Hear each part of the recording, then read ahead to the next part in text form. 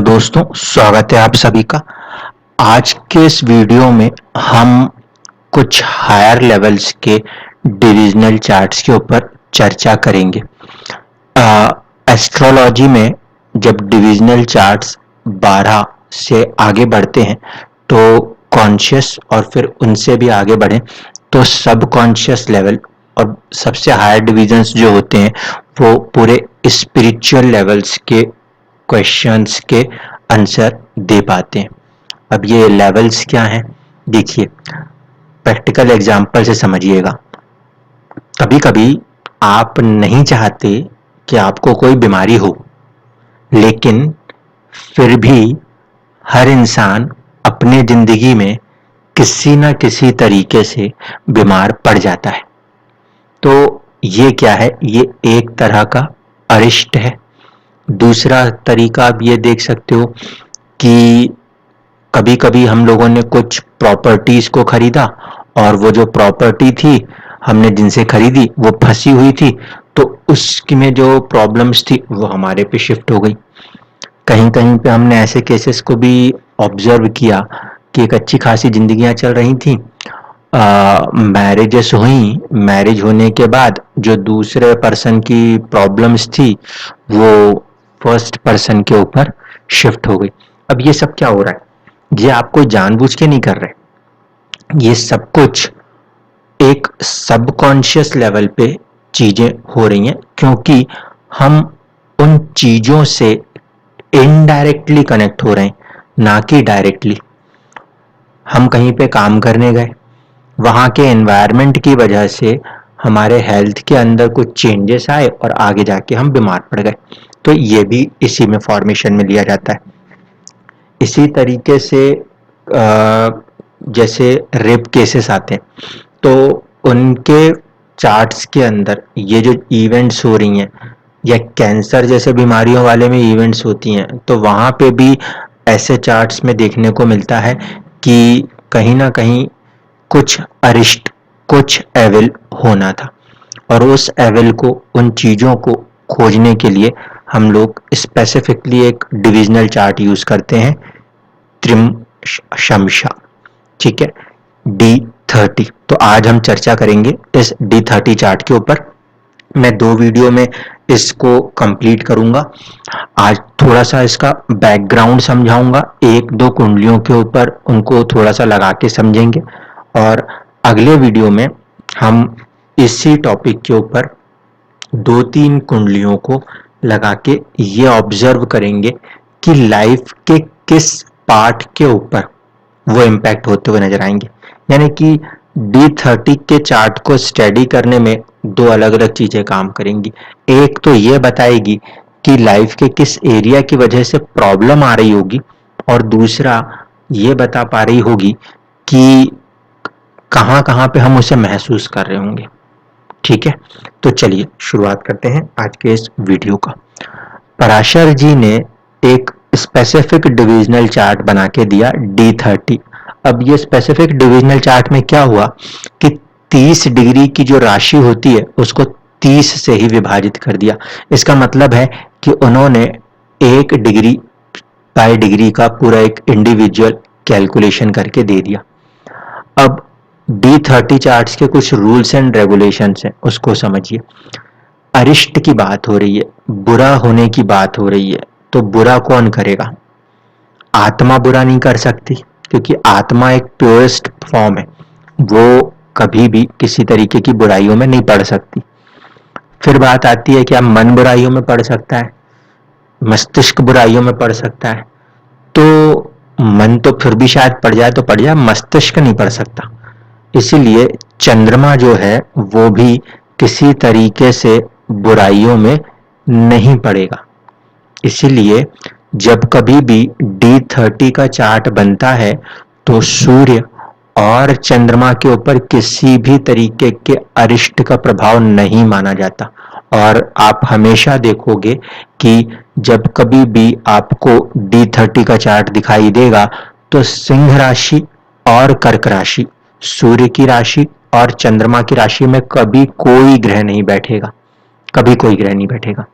ठीक है, अब सवाल ये उठेगा कि अगर ये दो ग्रहों को मुक्ति दे दी हमने, तो फिर वो कौन सी चीजें हैं, वो कौन सी चीजें हैं जो इंसान के अंदर किसी ना किसी तरीके की बुराइयों को पैदा करती है। तो हमारे पास कुल मिला के 5 सेंसेस हैं।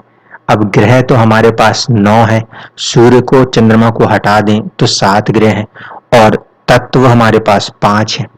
तो फिर कैसे ये चीज होगी, इसको समझिए। हमारे 5 ग्रह 5 तत्वों से कनेक्ट होंगे, 5 ग्रह 5 तत्वों से कनेक्ट होंगे, और उन तत्वों के बढ़ने घटने के कारण, उन्हीं तत्वों के बढ़ने और घटने के कारण आपके या तो सोचने का नजरिया बदलता होगा, या तो आपके शरीर में कोई बीमारियां आती होंगी।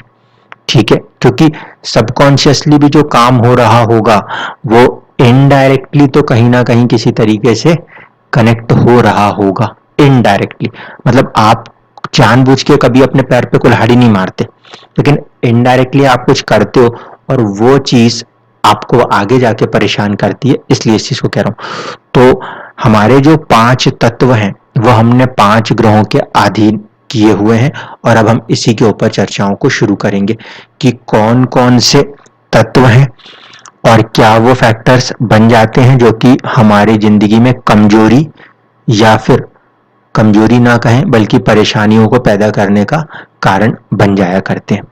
तो इसमें से एक जो है वो है वायु तत्व। वायु तत्व के लिए माना जाता है शनिदेव को। अग्नि तत्व, इसके लिए माना जाता है मंगल को। पृथ्वी तत्व, इसके लिए माना जाता है बुध को। आकाश का तत्व जो है, यानी कि वायु और आकाश में अंतर है, इसको समझना होगा। आकाश जो है वो पूरा खुलापन है, वायु जो है वो फिर भी एक वेग है। ये अंतर के साथ जो आकाश तत्व है वो गुरु के पास है, और जो जल तत्व है वो शुक्र के पास है। ये है तत्व। इन तत्वों के आधार पे इंसान को बीमारियां हो सकती हैं। इन तत्वों के आधार पे ही कहीं ना कहीं कोई फैसले कर लिए गए हों जिसका प्रभाव एविल्स, अरिष्ट के रूप में देखने को मिलता है। क्योंकि पराशर होरा शास्त्र में D30 के चार्ट को सिर्फ और सिर्फ एक टर्म दिया गया है कि इससे अरिष्ट देखते हैं, एविल्स देखते हैं।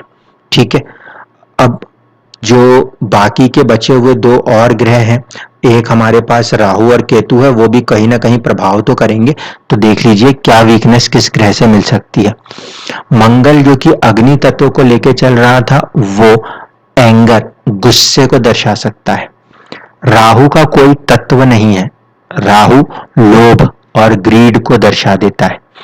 शनि जो कि वायु तत्व का प्लेनेट था, वो हर तरह का इंटॉक्सिकेशन, इंटॉक्सिकेशन में आपको ड्रिंकिंग हैबिट्स, स्मोकिंग हैबिट्स, ये सारी चीजें देखने को मिल जाया करती हैं। ठीक है, इसके बाद शुक्र जो है ये पूरी तरह से लस्ट, काम वासनाएं देने का काम कर जाता है। बुध जो है मर्क्यूरी, उसके पास बुद्धि है।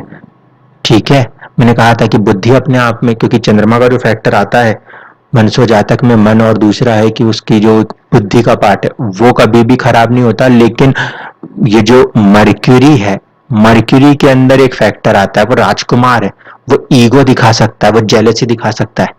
ठीक है, तो ये एक फैक्टर बनेगा। इसी तरीके से केतु जो है, केतु इल्यूजन है, मोह है वो एक तरीके से। तो केतु और राहु ये दोनों ही भ्रमित करने वाले जितने भी कार्य होंगे उसका एक हिस्सा बन जाएंगे। लेकिन राहु जो है वो लालच दे के परेशान करेगा, और केतु जो है वो कहीं ना कहीं वहम को दे के परेशान करेगा। इन चीजों को समझना है। इसके अलावा डिविजनल चार्ट 30 को रीड करते समय इन तत्वों को कैसे लगाया जाएगा, 2 धारणाएं हो सकती हैं, ठंडे दिमाग से समझिएगा। एक तो ये कि डिविजनल चार्ट 30 हर इंसान की जिंदगी में बनेगा, और हो सकता है इसका लगन खाली पड़ा हो, इसका 10वां भाव खाली पड़ा हो, इसका 8वां भाव खाली पड़ा हो, इसका 3रा भाव भी खाली पड़ा हो। तो क्या ये जो चार्ट बन रहा होगा, जो डिविजनल चार्ट क्रिएट होगा, क्या फिर वो उस समय अरिष्ट नहीं दिखाएगा, बैड चीजों को नहीं दिखाएगा? वो तब भी दिखाएगा। इसलिए इसको समझने के लिए दो बातों को समझ सकते हो आप। एक तो ये कि डिविजनल चार्ट 30 में आप प्लैनेट को पकड़ के चलो और ये समझो कि मंगल अगर कारण बन रहा है तो क्रोध कारण बन रहा होगा, राहु अगर कारण बन रहा है तो लालच कारण बन रहा होगा उस इवेंट के हो जाने के लिए। शनि अगर कारण बन रहा है तो कोई ना कोई ऐसी चीजें हो रही होंगी जिसमें कि हम किसी न किसी तरीके के मादक चीजों का सेवन करते हुए नजर आ रहे होंगे। शुक्र अगर कारण बन रहा होगा तो कहीं ना कहीं कामेक्षा, काम वासनाएं हमारे लिए उन परेशानियों को ले जाने में जिम्मेदार हो रही होंगी। बुध अगर कहीं कारण बन रहा होगा तो हम अपने आप में कहीं ना कहीं जेलसी, ईगो लेके काम कर रहे होंगे। और केतु अगर कारण बन रहा होगा तो हम कहीं ना कहीं कोई इल्यूजन, कोई भ्रम को पैदा कर रहे होंगे। ठीक है, अब देखते हैं कि कैसे इन चीजों को कनेक्ट करना होता है। तो कुछ कुंडलियों के ऊपर चलते हैं। पहले आपको यहाँ पे कंडीशन समझा दूं। मैंने यहाँ पे एक डिविजनल चार्ट लिया हुआ है 30, ठीक है, त्रिशंशा का, और एक हमने लिया हुआ है राशि चार्ट। हमारी मेन स्टडी जो रहेगी वो D30 के चार्ट पे रहेगी। इसको स्टडी करने का जो तरीका बताया गया है, मैं अपना वाला तरीका कल लगाऊंगा, आज नहीं लगा रहा। आज मैं वही तरीके तक बताऊंगा जो कि बुक्स के अंदर अवेलेबल है। तो आज के तरीके के हिसाब से देखें तो ये कहा गया है कि डिविजनल चार्ट 30 को रीड करना हो तो सबसे पहले लगन को रीड कर लीजिए। लगन के बाद 8th हाउस को रीड कर लीजिए। 8th हाउस को रीड करने के बाद 10th हाउस को रीड कर लीजिए। और इन सब के बाद अगर कुछ बचता है तो 3rd हाउस को रीड कर लीजिए। अभी मैं बुकिश वाले तरीके से बात कर रहा हूँ, ठीक, अपने वाले तरीके से मैं बाद में आऊंगा। तो इस कंडीशन में अगर हम देखें तो हमें सबसे पहले D30 के चार्ट के लगन को समझना है। अब आप यहाँ लगन देख रहे हो, लगन में 2 ग्रह बैठे हुए हैं, ठीक है, और 10th हाउस में भी एक ग्रह बैठा हुआ है, 8th हाउस में भी एक ग्रह बैठा हुआ है, ठीक है। बाकी 6th, 4th और ये जो आपका 5th हाउस है, इसके बारे में वहां पे कुछ ऐसा मेंशन नहीं होता। उसको हम समझेंगे कि ये बाकी जो बैठे हैं ये कोई खाली में तो नहीं बैठे होंगे, ये भी अपना कोई ना कोई काम करेंगे, ठीक है, और जिंदगी में किसी ना किसी तरीके से अरिष्ट को आमंत्रित करेंगे। अब देखिए, पहले जो जितनी बातें किताबों में कही गई है उतनी पहले बात कर लेते हैं। उसमें कुछ फॉल्ट्स हैं, कुछ उनको करेक्शंस की भी जरूरत पड़ेगी। जैसे कि ये माना जाता है 8वें भाव, D30 चार्ट के 8वें भाव में अगर कोई ग्रह बैठा है तो ये ऐसा अरिष्ट है जिसे हम अपने पिछले जन्म से लेकर आए। क्यों? क्योंकि उसको आप बदल नहीं पाओगे। चलिए ठीक है, मान लिया 8वें घर में बैठा हुआ कोई भी ग्रह एक ऐसा अरिष्ट होगा जो हम पूर्व जन्म से लेकर आए होंगे। लेकिन दूसरी बात कही जाती है कि जो इस जन्म का अरिष्ट होगा वो लगन में नजर आएगा। D30 के चार्ट के अंदर लगन में जो ग्रह होंगे वो इस जन्म के अरिष्ट होंगे, ऐसा कहा जाता है, ठीक है। और 10वें भाव में जो ग्रह होगा वो आपको कहीं ना कहीं वो कर्मा होगा जो कि आपके अरिष्ट को कनेक्ट करने के लिए जिम्मेदार होगा, ऐसा माना जाता है। लेकिन ऐसा मेरे ऑब्जर्वेशन में नहीं आया। मैं सिर्फ 8th हाउस और 3rd हाउस तक ही मानूंगा। 8th हाउस को इसलिए क्योंकि ये ऐसी चीज है जो आप चाहो या ना चाहो आप उसको बदल नहीं सकते। आप कहीं तक कोई चीजें बदल सकते हो तो वो है पराक्रम, 3rd हाउस। 3rd हाउस में अगर कोई ग्रह बैठा है तो आपको वार्निंग सिग्नल देता है कि कुछ गलत कर रहे हो, सुधर जाओ। लेकिन 8वें में बैठा हुआ ग्रह आपको वार्निंग सिग्नल नहीं देता, वो किसी न किसी वजह से कनेक्ट होके अपने आप को वहां पे प्रूव कर दिया करता है, ठीक है। अब ये एक कुंडली है, इस कुंडली की पहले कहानी समझ लेते हैं। इस कुंडली में किन्हीं को किन्हीं से प्रेम हुआ, ठीक है। प्रेम हो जाने के बाद शादी भी हो गई, प्रेम विवाह में कोई अड़चन नहीं आई, सबसे पहली चीज, ठीक। अब जिनके साथ प्रेम हुआ उनकी प्रॉपर्टियां थी, लेकिन उनकी प्रॉपर्टी और वो जो पूरी कहीं ना कहीं फैमिली थी, ये मान लीजिए कि वो किसी और के ऊपर डिपेंडेंट सी हो रही थी। अर्निंग्स भी थी, प्रॉपर्टी थी, सब कुछ था, लेकिन कोई ना कोई फैक्टर उस पर्सन को जिनके साथ शादी हो रही थी उनको कहीं और डिपेंडेंट कर रहा था। तो हुआ ये कि जिनका चार्ट है उनके चार्ट में जो प्रॉपर्टी मैटर है, जो उनका फैमिली मैटर है, वो कहीं ना कहीं एक अरिष्ट की तरफ बढ़ता हुआ चला गया। प्रॉपर्टी मैटर अरिष्ट की तरफ बढ़ता हुआ चला गया, इसको कह रहा हूं। अब इसी चीजों को कि भाई वो जिंदगी में उन्होंने तो कुछ भी ऐसा सोचा ही नहीं था कि ऐसा कुछ हो जाएगा, लेकिन अरिष्ट का चार्ट ये कहता था, और ये कैसे होना था इसको यहाँ पे एक्सप्लेन करने की कोशिश करूंगा। ठीक, समझिएगा। सबसे पहले D30 चार्ट के लगन को देखिए। D30 चार्ट का जो लगन है वहां पे आया है 3 नंबर। भूल जाइए कि उसमें कोई ग्रह बैठा है, वहां पे आया है 3 नंबर। 3 नंबर का मतलब क्या हुआ? 3 नंबर के राशि स्वामी होते हैं बुध।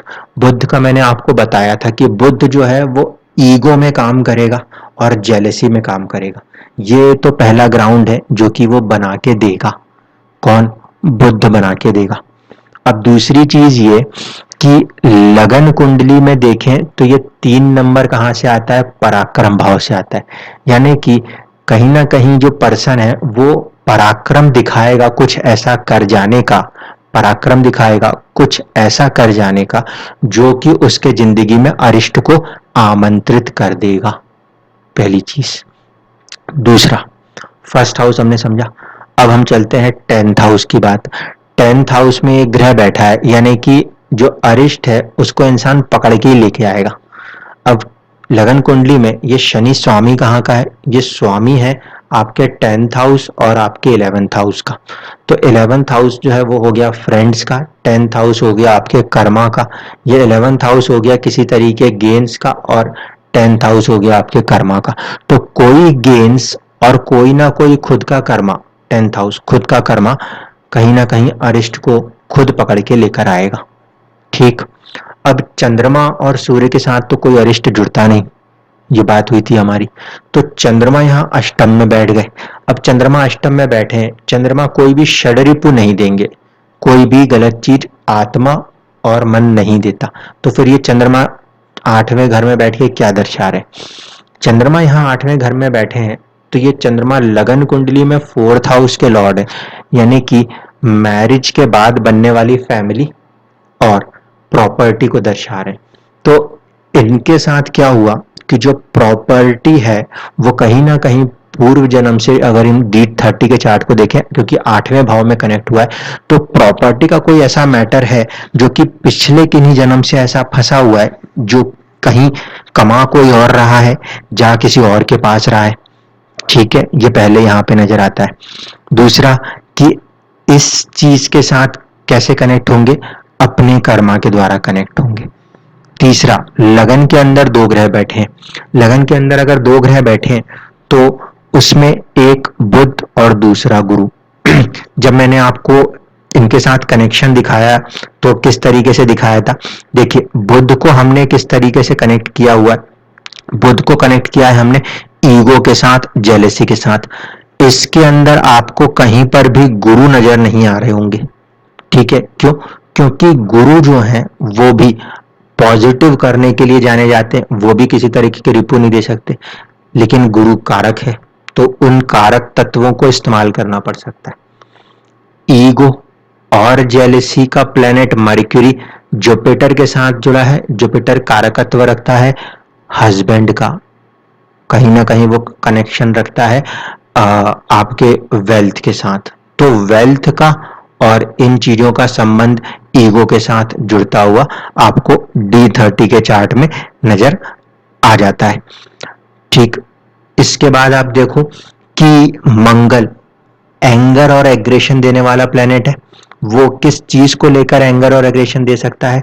तो यहाँ पे 4th हाउस नजर आता है। प्रॉपर्टी मैटर्स को लेकर एंगर और एग्रेशन बन सकता है, जो कि कहीं डिस्कस नहीं हुआ है कि डिविजनल चार्ट 30 में 4th हाउस को देखना है। 5th हाउस में शुक्र बैठा हुआ है।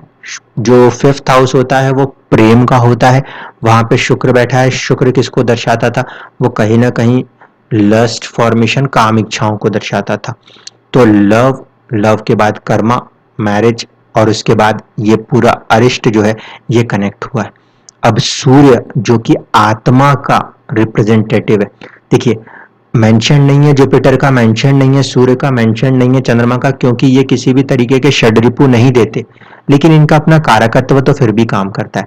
तो सूर्य आत्मा का कारक है, उसके साथ ही राहु केतु का फॉर्मेशन जुड़ा हुआ है। तो एक चीज आई है आत्मा के ऊपर कि इल्यूजन आया है, इल्यूजन जो नहीं था वो माया में उसने आत्मा ने देखा है।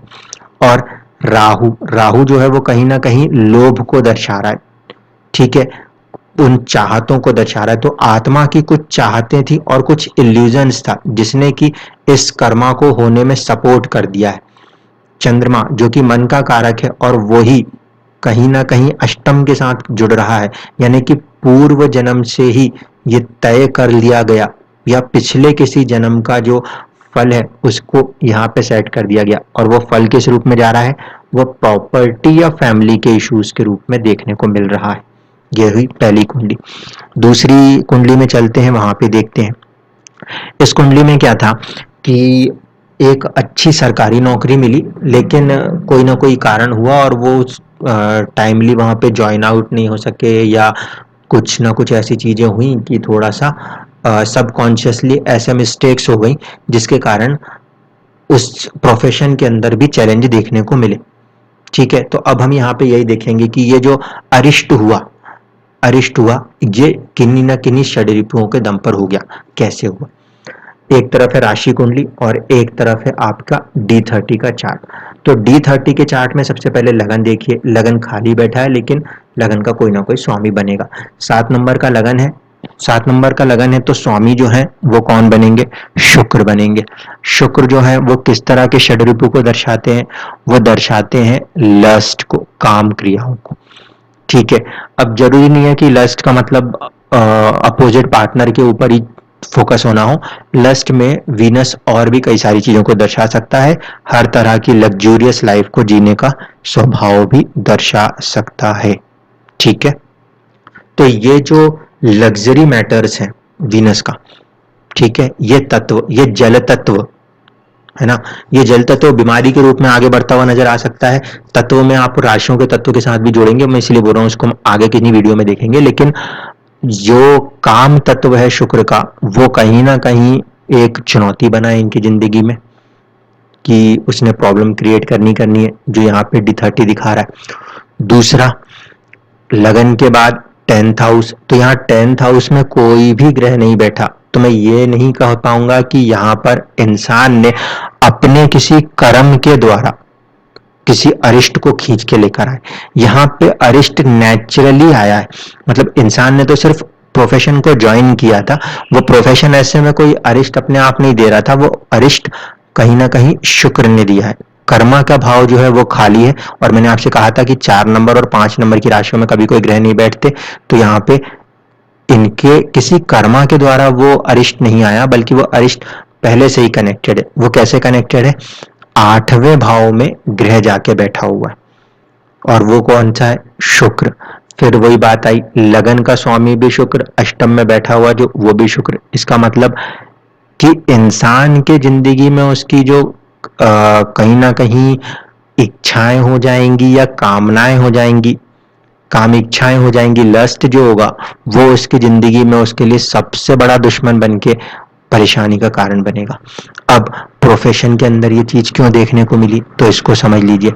पिछले कुंडली में जब चंद्रमा देखा था तो मैंने चंद्रमा को जोड़ा था आपके लगन कुंडली के भाव से। अब यहाँ पे आप शुक्र को जोड़िए। शुक्र जो है वो इस कुंडली में लाभ भाव 11th हाउस और साथ ही साथ 6th हाउस सर्विस के साथ जुड़ा हुआ है। तो जब इसका कहीं ना कहीं कुछ अरिष्ट हुआ, इस शुक्र से जब अरिष्ट हुआ, तो उसका प्रभाव आपको आपकी आमदनी के ऊपर और साथ ही साथ आपको अपनी नौकरी के ऊपर देखने को मिला। दूसरी चीज देख लीजिए कि 8th के बाद 3rd हाउस, क्योंकि वो अष्टम से अष्टम होता है, तो राहु और केतु बैठे हुए हैं। राहु का फिर वही काम है, इस डिविजनल चार्ट में राहु केतु हमेशा साथ में मिलेंगे, इसको मान के चलिएगा। तो एक लोभ देगा, ग्रीड देगा, और दूसरा माया और इल्यूजन देगा। तो कहीं ना कोई इल्यूजन आ गया कि या तो पोस्ट को लेके कि हमें कुछ नहीं हो सकता या समथिंग लाइक दैट, कुछ ना कुछ तो गड़बड़ हुई। लेकिन वो 3rd हाउस में बैठे थे, इसीलिए आपको अल्टीमेटम और वार्निंग्स मिल रहे थे। लेकिन D30 का चार्ट दिखाता ही क्या है, वो सीधे सीधे अरिष्ट दिखाता ही है। तो जो अरिष्ट है वो कहीं ना कहीं आपको केतु के पीरियड में, क्योंकि वो थर्ड हाउस में बैठा हुआ था, उससे जुड़ा हुआ अरिष्ट देखने को मिला। D30 के चार्ट को जब भी स्टडी करते हैं तो हम यहाँ पे जो पीरियड ऑफ अरिष्ट है उसमें 8th हाउस, थर्ड हाउस को ज्यादा अहमियत देते हैं, इसके बाद हम लगन और 10th हाउस को देते हैं। एक्चुअल में तो इम्पैक्ट सारे ही ग्रह करेंगे, उसको मैं आगे की वीडियो में समझाऊंगा कि सिर्फ ऐसा नहीं है कि कुछ ही ग्रह होंगे, लेकिन लगन, 8th हाउस, थर्ड हाउस और 10th हाउस में बैठे हुए जो ग्रह होंगे वो ज्यादा बलवान होंगे इन रिजल्ट्स को करने में, क्योंकि वो उस चीज के लिए ज्यादा स्ट्रांग माने जाएंगे। इस बात को समझिएगा। इस कारण से जो क्लासिकल टेक्स्ट है उसमें D30 के चार्ट के अंदर बात कही गई है, 8वां भाव पूर्व जन्म से जिसको बदला ना जा सकता हो, तीसरा भाव जिसमें आपको कुछ अल्टीमेटम, कुछ वार्निंग्स दिखाई देती हो, 10th हाउस कुछ ऐसी चीजें जो कि आप अपने खुद कर्म के द्वारा बना दोगे, और एक लगन फर्स्ट हाउस, वो चीजें जो कि आपको सोचने के ढंग में कहीं ना कहीं इन्वॉल्व करा देंगी और आपको बेवजह किसी न किसी आपदा और परेशानियों में या किसी अरिष्ट में लेकर आएंगी। तो ये था डिविजनल चार्ट 30 के ऊपर। कल हम इन दो चार्ट्स के साथ एक और चार्ट को जोड़ेंगे और हम ये भी देखेंगे कि यहाँ से हम इन बातों को पकड़ पा रहे थे कि कौन से एरियाज हैं, लेकिन अगर मान लीजिए किसी कुंडली का अष्टम, तृतीय भाव, लगन या दसम ये सब खाली हो, तो फिर उस कुंडली में अरिष्ट जो होंगे वो किस तरह से देखने को मिलेंगे, इस पे चर्चा करेंगे, कंटिन्यू करेंगे कल इसको अपन। चलिए आज के लिए धन्यवाद।